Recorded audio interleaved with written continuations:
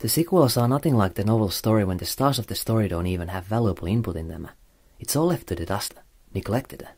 To explain this, I'll return to the two neglected souls of the past, the old form of Velociraptor and the Dilophosaurus aka Spitter.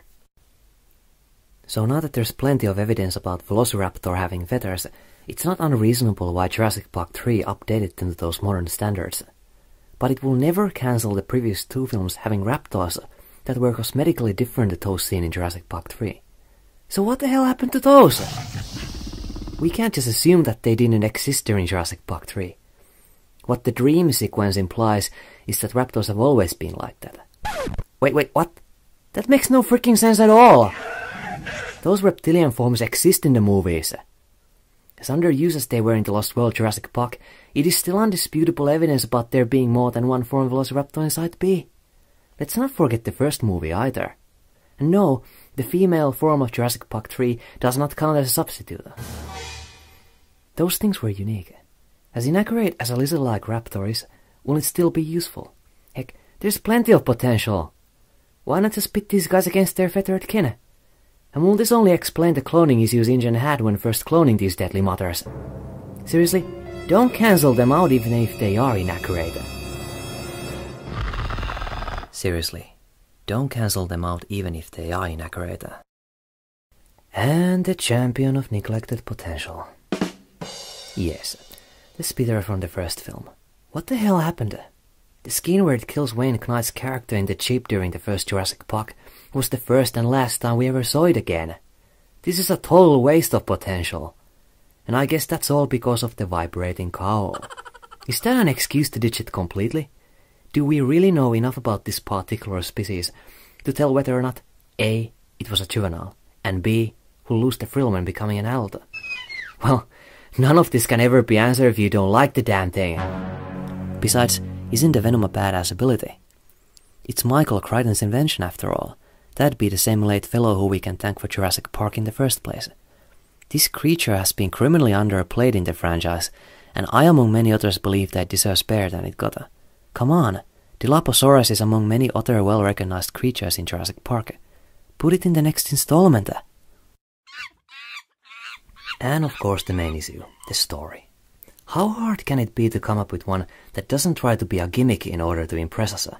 It doesn't really take much to write a story that has both action and intelligence with possibly no need for a single line of dialogue. Use your common sense. I mean, some fans have written scripts so good that they actually stimulate your mind in picturing what they represent as text when you read them. And these guys haven't even gotten paid from it. Heck, if done accordingly, the fourth installment could even exceed the first movie as a milestone, both story and special effect-wise. But no. They just come up with a lame excuse about there being no islands. So it's going to be like the San Diego incident again. It's not the freaking location, but how it's used. Even the island setting could be more useful if it had been used accordingly. Seriously, Jurassic Park 3 is a joke in how much it ignores the actual concept. And don't get me started with the Lost World that barely has any science in it. Some may say, so what, we still have awesome looking dinosaurs. But think about this. Plain special effects just aren't enough anymore, because that's what we get from commercial parties in ties every year. Yet it no longer quite proves anything. To repeat myself, compare Jurassic Park with other dinosaur movies and tell me that it's unique because of the effects. No, it's definitely the story that's not only unique, but also makes its dinosaurs unique.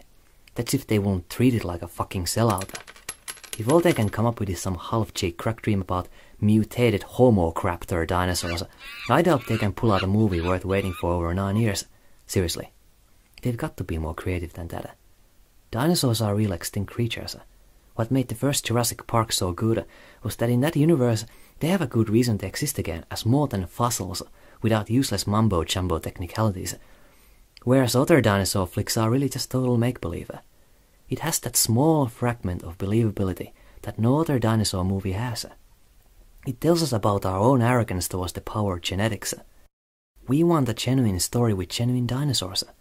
No Homocraptors, please. Want Jurassic Park to be unique? Well, then you should totally complement its legacy instead of trying to make yet another random dinosaur picture. Treating as cheaply as it has been since Jurassic Park 3, is simply spitting on Michael Crichton's memory, let alone the loyal fans who bothered to stick around. So just saying, nope, Longshot just quite doesn't say it. If Jurassic Park is unique, it should not be demystified like this. You owe us an apology, and you owe us a JP4 that's at least worth watching. You promised us this movie since 2001, so at least you could do is keep up to your promise.